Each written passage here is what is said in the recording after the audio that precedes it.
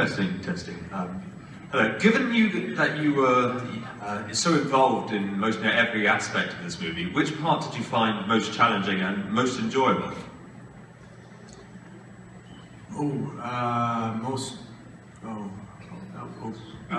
challenging. I find the most enjoyable thing is editing. I like editing. I like when I put the film together and editing. So that's the most enjoyable one. Excuse me. But the most challenging one is probably, we shot it in 14 days, and 2 days we lost because we didn't have, the camera broke, so we lost 2 days. So that's probably the most, but there's no part of the movie that was more challenging. It was maybe the time frame was challenging, I think. Yeah. Before the next question, do you want to talk about the takes that the actors were able to... Well, the dinner scene is basically, it's two setups. We have one setup on Jenny and we have one setup on Lucas, one on the girl and one on the guy. And it's basically one take. That's all we had time to do because we only had lighting. We had lighting, but we didn't have enough lighting, so we couldn't control the scenery. We couldn't control all the lighting, so we could only shoot it during the day, during the night. And we had one each. So that's basically what you see on screen is basically what we filmed. Thank you. Thank you. I got one up here. Hi there. I was just wondering, what was the most meaningful symbolism or theme to you during the movie?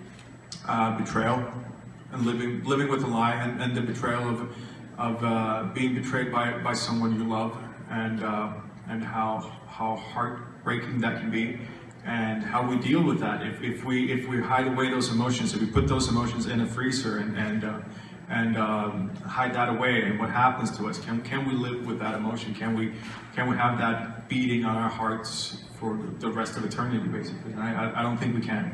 So I think you captured that very well. Thank you. thank you, thank you. I just wanted to say that I really enjoyed the way that this audience watched this movie. You were laughing, and it's brilliant. You know exactly how to watch movies, and so thank you. I got another one up here. Now, did you use any original music, and how did you lay down the music on the tracks? We did use original music, but it's basically me hitting bars, and the music is kind of intertwined with the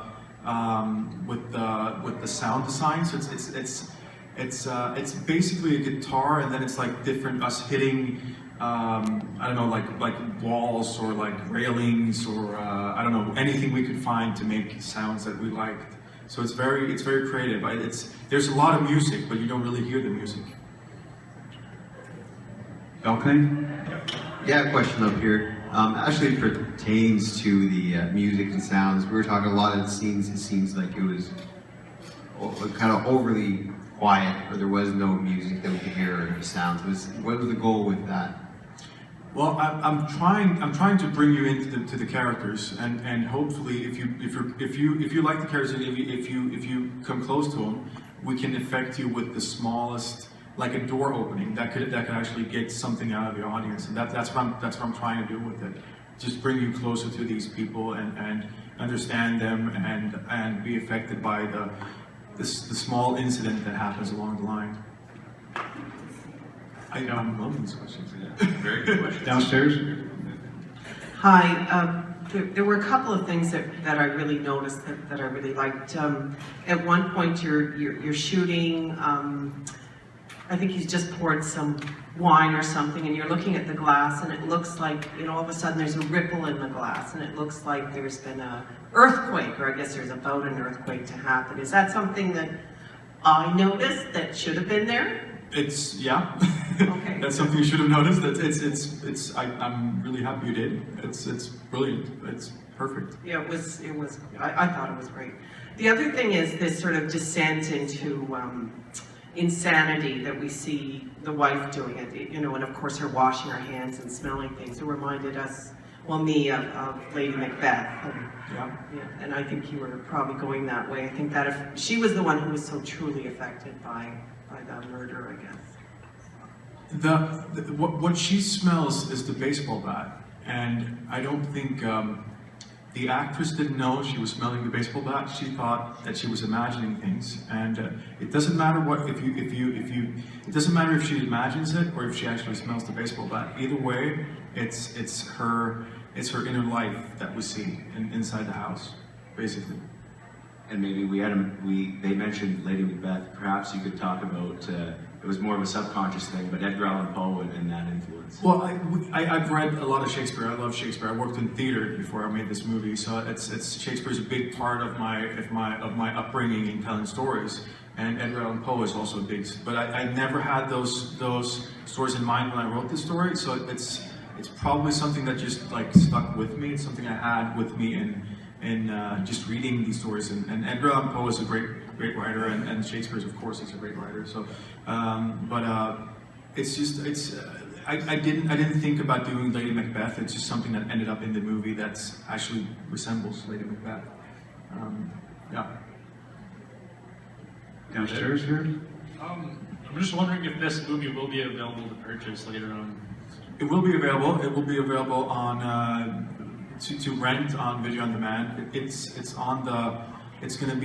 distributed through a company called Mousetrap in Sherman Oaks in LA. So they're trying to get it out as much as possible, and this is helping a lot. To be honest, this is going to help us a lot with the U.S. Canadian sales. So hopefully I'll be able to pick up a copy soon enough. sorry. Hopefully I'll be able to pick up a copy soon enough. I hope so. Buy many, so make me rich. Well, good luck with that. Thank you. Oh, that's gonna be. Okay, first of all, congratulations, and I enjoyed it very much. And I'm wondering, when you were writing the script, the rearranged time sequence, was that something that came out in the script, or is that something that emerged in editing later?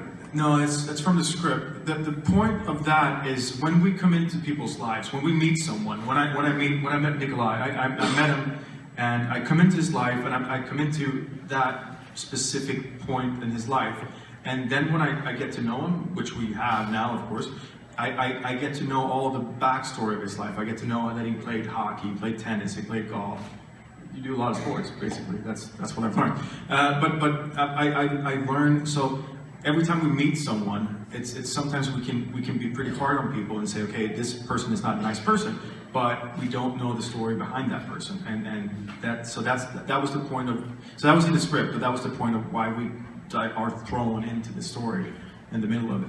And I didn't think it was going to be interesting to still tell it from A to Z. I have one here. Yeah. And I have a question about the time in the film as well. Wondering what the timeline was, how many days or what the duration was. There were times when the action just seemed to freeze and stand still, but it didn't suggest that it was, dead time. It suggested maybe a duration that was rather maybe psychologically long, or... The first chapter is 1 day, basically. They come home and it's the night, and the second day is the second chapter, chapter 1, is 2 weeks, and the last one is 3 days. So I don't know if that answers the question, but that's the timeline. Marcus, I really enjoyed the scenes that seemed to be on long tape when we got to kind of linger in the room with the characters, and kind of like we weren't supposed to be there, we were able to share a very private moment with them. But I want to know, from your perspective, what is it like as the chief cook and bottle washer of such a production to sit here with 300 plus people? And are you watching us? Are you watching the film? How does that feel to be on the other side? I'm always extremely nervous. I want you to enjoy it. I want you to be. I'm always extremely nervous. I'm not watching what you do. I actually hid in the toilet downstairs. Should I say that? Probably not. Sure. I don't know. I feel responsible. I bring people in and they watch the movie for an hour and a half, and I feel responsible for giving them something. Either something they might. I mean, it could be something to think about when they go home. But I want to bring you. I want to give you something for an hour. I steal an hour and a half of your time, and I want you to bring something with you. That's my. So that's why I'm nervous. I think because yeah. A lot of pressure. A lot of pressure. Hi. Have you picked up any awards for this show yet, or do you? Are you We've picked up, forward? yeah, we've picked up 8 awards so far.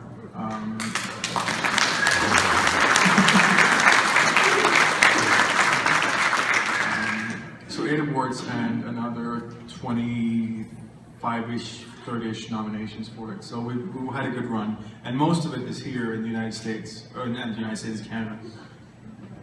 So. Do you want to talk about anything in particular, Milan or Intepa? Or? What I can say is that what I love about the American and Canadian crowd is you're not afraid to laugh at funny things. I was touching on this a little bit before.